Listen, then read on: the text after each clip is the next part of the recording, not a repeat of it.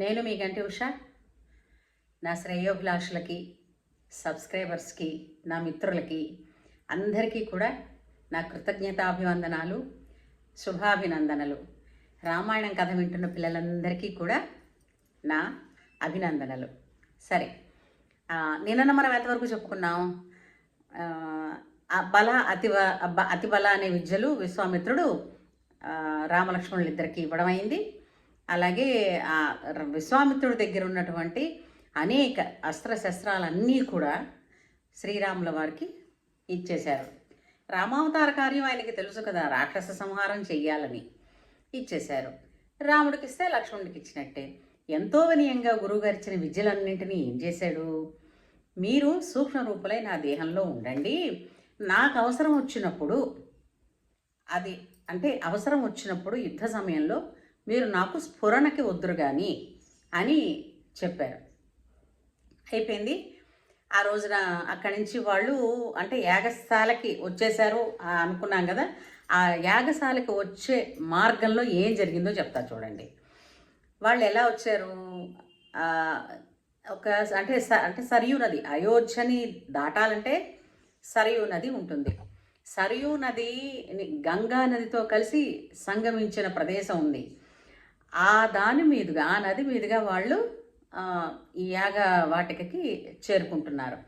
అయితే అక్కడ ఏం జరిగింది? వీళ్ళు సరయు గంగతో కలిసినటువంటి నదీ సంగమం, ఆ నదీ సంగమం మీద నావలో వెళుతున్నారు వీళ్ళ ముగ్గురు.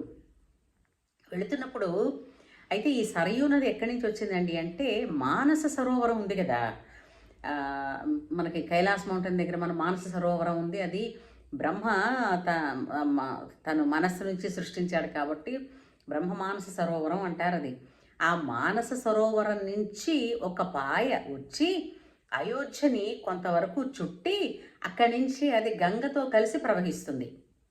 అయితే ఆ అద్భుతమైనటువంటి సంగమం అన్నమాట గంగా సరియు కలిసిన సంగమం.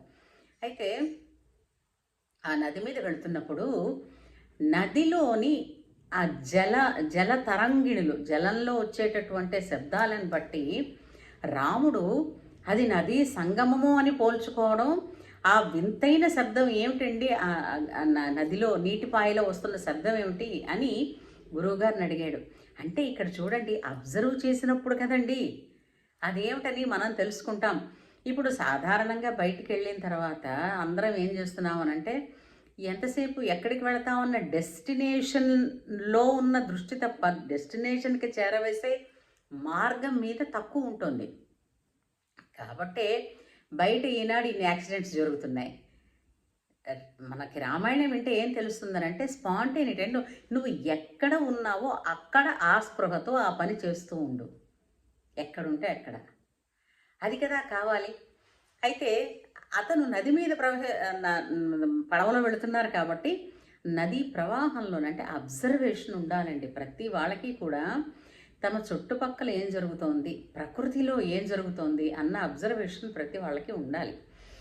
రాముడికి ప్రకృతిని ఆరాధిస్తాడు కాబట్టి ప్రకృతి అతనికి ప్రకృతి ఇప్పుడు రాముడికే మాట్లాడుతుందా, మనకి మాట్లాడదా? మనకి కూడా మాట్లాడుతుందండి. కానీ ప్రకృతి నోరు వినపడనంతగా రణగొణ ధ్వనులు మనం ఎన్నో నిర్మించేసుకున్నాం, ఎన్నో క్రియేట్ చేసేసుకున్నాం. ఈ సౌండ్ పొల్యూషన్లో ఆ ప్రకృతి చెప్పే మాట మనకి తెలియటం లేదు. బయట కనిపిస్తున్న ఏ ప్రకృతి అయితే ఉందో పంచభూతాల కలయికతో, అదే ప్రకృతి మన శరీరంలోనూ కూడా ఉంది. కాకపోతే వినే మనసు కావాలి, అంతే. సరే, ఈ నదీ సంగమం గురించి విశ్వామిత్రుడు చెప్పి దీనికి నమస్కరించండి అంటారు. ఇప్పుడు చూడండి, మనం గోదావరి బ్రిడ్జ్ మీద మనం ట్రైన్లో వెళుతుండేటప్పుడు నదిలో డబ్బులు వేయండి, నదికి దండం పెట్టండి అని అంటూ ఉంటారు. అంటే ఎందుకని అనంటే, అది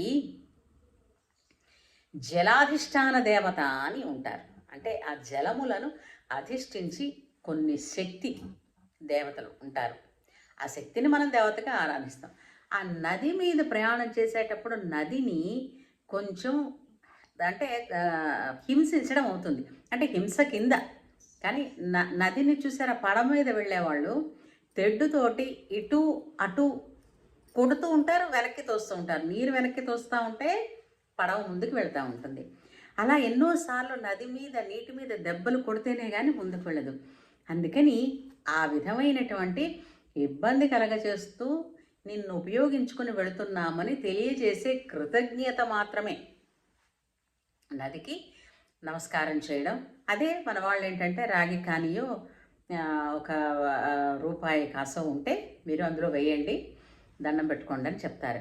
ఇప్పుడు నది చూసినా లేదు, మనకి ఏసీలో ఉన్నాం అనుకోండి, బెర్త్ దొరికింది హాయిగా పడుకోవడమే తప్పించి అయ్యో నది వస్తుంది కాసేపు వెళ్ళడం చూద్దాం అన్న ఆలోచనలు ఇది తగ్గిపోతోంది అన్నదే ఆవేదన, అంతకు తప్పించి వేరే ఏం లేదు. అయితే అలాగా వెళ్ళి గబగబా గంగా నదికి దక్షిణ దిక్కున దిగి నడిచి లోపలికి వెళ్ళిపోతున్నారు. లోపలికి వెళ్ళిపోతూ ఉంటే అక్కడ చూడండి, ఆ దక్షిణ దిక్కుగా నడిచి వెళుతున్నప్పుడు అక్కడ ఒక అరణ్యంలాగే ఉంది తప్ప ఎప్పుడో ఒకప్పుడు ఉన్న నగరాలు అనుకుంటా శిథిలమైపోయి ఉన్నాయి. అక్కడ ఎవ్వరూ మనుషులు అంటే నరసంచారమే లేదు. ఇక్కడ పక్షులు, ఈ కీచురాళ్ళు, ఎన్నో రకరకాల ధ్వనులు, కొంచెం భయంకరమైన వేదనతో కూడిన ధ్వనులు చేస్తున్నాయి ఈ మృగాలు, ఈ పక్షులు, ఈ కీచురాళ్ళను. ఏమిటి సంగతి గురువు గారు అని అడిగాడు. అంటే అక్కడ కూడా చూసారా, అరణ్యం అంటే అరణ్యం అండి, అక్కడ మనుషులు అలాగో ఉండరు కదండి, అక్కడ మృగాలు అరవ ఏంటండి, అదో ప్రశ్న, దాన్ని రాముడు అడగాల కదా. కానీ ఏదైనా సరే అబ్జర్వేషన్లో ఉంటుంది. అంటే మామూలుగా అరణ్యం దానంతట అది ఏర్పడింది వేరు, అలా కాకుండా ఒకప్పటి నగరాలు అరణ్యాలుగా మారడం వేరు. ఈ సునిశ్చితమైనటువంటి బుద్ధి రామలక్ష్మణులకి, భరత శత్రుఘ్నులకి, నలుగురికి కూడా చిన్నప్పటి నుంచి ఉందండి. అయితే అప్పుడు విశ్వామిత్రుడు, నాయనా దీని గురించి చెప్తానని ఒక వృత్తాంతం చెప్తారు. ఏంటది, ఒకానొకప్పుడు ఇంద్రుడు వృత్రాసురుణ్ణి చంపినప్పుడు అతనికి బ్రహ్మహత్యా పాతకం చుట్టుకుంది. బ్రహ్మహత్యా పాతకం చుట్టుకుంటే మరి అశౌచం ఏర్పడింది కదా ఆయనకి. ఆ మలినాన్ని పోగొట్టుకోవడానికి అతను ఈ గంగానది తీరం దగ్గరికి వచ్చినప్పుడు దేవతలు, మునులు అతనిని మంత్రాలతోటి అభిమంత్రించినటువంటి జల కలశాలతోటి ఇంద్రుడిని అక్కడ అభిషేకం చేస్తే ఇంద్రుడికి ఆ పాపం పోయింది. అప్పుడు ఆ పాపం నుంచి అతను విముక్తుడై శుద్ధుడైపోయిన తర్వాత ఏ ప్రదేశంలో అయితే తనకి ఆ పాపం నిర్మూలన అయిందో ఆ ప్రదేశంలో మలద, కరుష అని 2 పేర్లతో ఉండేటువంటి దేవనగరాలు నిర్మించాడు. కృతజ్ఞత ఎక్కడ చూడండి, మనకి పొద్దున్న లేచిన దగ్గర నుంచి ఎవరైనా చెప్పేది ఏంటంటే కృతజ్ఞత ఉంటేనే ఏదైనా పొందడానికి అర్హులవుతారండి. ముందు కృతజ్ఞత నేర్చుకోవాలి. ఎంతకనండి రోజు పొద్దున్నే లేచి అందరికీ నువ్వు పోనీ చెప్పినా చెప్పకపోయినా నీలో సంచరిస్తున్న ప్రాణం నిన్నడిగి నడుస్తోందా, నువ్వు నిద్రపోయినప్పుడు ఊపిరి తిరుగుతోంది, నువ్వు తింటే లోపల అరుగుతోంది కదా, ఇవన్నీ జరుగుతున్నవి ఎలా అంచేత ఈ అపూర్వమైనటువంటి ఈ శరీరాన్ని, ఇందులో ఈ మెకానిజంని సృష్టించిన వాడెవడో, ఆ శక్తి ఏమిటో, ఇంతటి శరీరాన్ని నడుపుతున్న శక్తి ఏమిటో, దానికైనా కృతజ్ఞత ఉండాలి కదా మనకి. సరే, సో ఇంద్రుడు కృతజ్ఞత కోసం చెల్లించడానికి మలద, కరుష అని 2 గ్రామాలు, అంటే 2 నగరాలు దేవ నిర్మాణాలు చేశాడు గొప్పగా. అక్కడ ప్రజలందరూ బాగుండేవారు. ఇలా ఉంటుండగా ఒకప్పుడు సుకేతుడు అనేటువంటి ఒక యక్షుడు, ఈ మనకి జాతులు ఉన్నారు కదా, దేవ, దానవ, యక్ష, కిన్నెర, కింపురుష, గంధర్వ, ఇలాంటి ఎన్నో రకాల జాతుల వాళ్ళు ఈ భూమి మీద, ఈ విశ్వంలో ఉండేవారు, సృష్టిలో. అయితే యక్షులు సహజంగా వాళ్ళ లక్షణం ఏంటంటే ఇతరులను బాధ పెట్టడమే. ఎందుకు అనంటే వాళ్ళు కొంచెం బలహీనులు. యక్షులు అనంటే వాళ్ళకి దృఢత్వం తక్కువ. అయితే ఈ సుకేతుడు అనేటువంటి వాడు యక్షుడు తనకి మంచి బలమైన పుత్రుడు కలగాలని చెప్పి తపస్సు చేశాడు బ్రహ్మగారికి. తపస్సు చేస్తే బ్రహ్మ ప్రత్యక్షం అయ్యాడు, కానీ నీకు మగపిల్లాడిని ఇవ్వను, ఆడపిల్లని ఇస్తానని కూతురునిచ్చాడు. ఇస్తే సరే ఈ పిల్లకి 1000 ఏనుగుల బలాన్ని ఇయ్యని అడిగాడు. సరే అయితే అలాగే అన్నాడు. ఆ పిల్లకి అతను తాటక అని పేరు పెట్టాడు. ఈ సుకేతుడు అనే యక్షుడికి పుట్టినటువంటి పిల్ల తాటక. అంటే తాటక ఎవరు? యక్షిణి. సరే, ఈమె సుందుడు అనేటువంటి ఒక మహాబలవంతుణ్ణి పెళ్లి చేసుకుంది. సరే, గుణం ఎప్పుడూ కూడా తమో గుణ ప్రధానమైనటువంటి లక్షణాలు కలిగిన పిల్లలు అనమాట వీళ్ళు. అంటే వీళ్ళు వీళ్ళేం చేసేవారు, ఒకసారి ఆమెకి అంటే ఒక యజ్ఞ సందర్భంగా సుందుడు అనేటువంటి వాడు అగస్త్యుడిని ఇబ్బంది పెట్టినందుకు అగస్త్యుడి చేతిలో సుందుడు చచ్చిపోయాడు. సుందుడు అంటే ఎవరు? తాటక మొగుడు. ఈమె మహాకోపంతో అగస్త్యుడిని మింగేద్దామని వెళ్ళింది. వెళితే అగస్త్యుడు ఈమెని శపించాడు. నువ్వు రాక్షస పిశాచ రూపాలతోటి అడవుల్లో సంచరించు, నువ్వు నరమాంస భక్షపురాలు అవుతావని ఆయన శపించాడు. ఆ విధంగా ఆవిడ ఎక్కడికి వచ్చింది? ఈ మలద, కరుష అనే గ్రామాల మీద పడి ఇక్కడ మనుషుల్ని ఇబ్బంది పెడుతూ వీళ్ళని ఈ ప్రజలని తింటూ తన బతుకు గడుపుతూ ఉండేది. ఒక రాక్షసి తిరుగుతుంది, ఎప్పుడు ఎవరింటి మీద పడుతుందో తెలియదు అన్నప్పుడు వాళ్ళు ఎవరుంటారు అక్కడ? ఆ విధంగా ఆ నగరాలు 2 ఖాళీ అయిపోయి వెళ్ళిపోయారు. అంచేత అక్కడ యజ్ఞాలు జరగటం లేదు, ఎవరిని మామూలు గోవుల్ని బతకనివ్వటం లేదు, గోవుల్ని కూడా తినేస్తోంది. అలా చాలా ఇబ్బంది పెడుతోంది ఈ తాటక. రామ, అందుచేత నువ్వు ఈ తాటకని నువ్వు వధించాలి అని చెప్తాడు. చెప్పగానే సందేహిస్తాడేమో, ఆడదాన్ని అబలని చంపడమేమిటని సందేహిస్తాడేమో అని అనుకుని రాముడితోటి విశ్వామిత్రుడే చెప్పేస్తున్నాడు, అబల ఆడది అని ఆలోచించకు, ధర్మాన్ని పరిరక్షించడంలో ఆ ధర్మాన్ని అనుష్ఠించడానికి వైక్లవ్యం తెచ్చేది ఎవరైనప్పటికీ కూడా వాళ్ళు క్షమార్హులు కారు అని చెప్పాడు గురువు ఆ రోజున.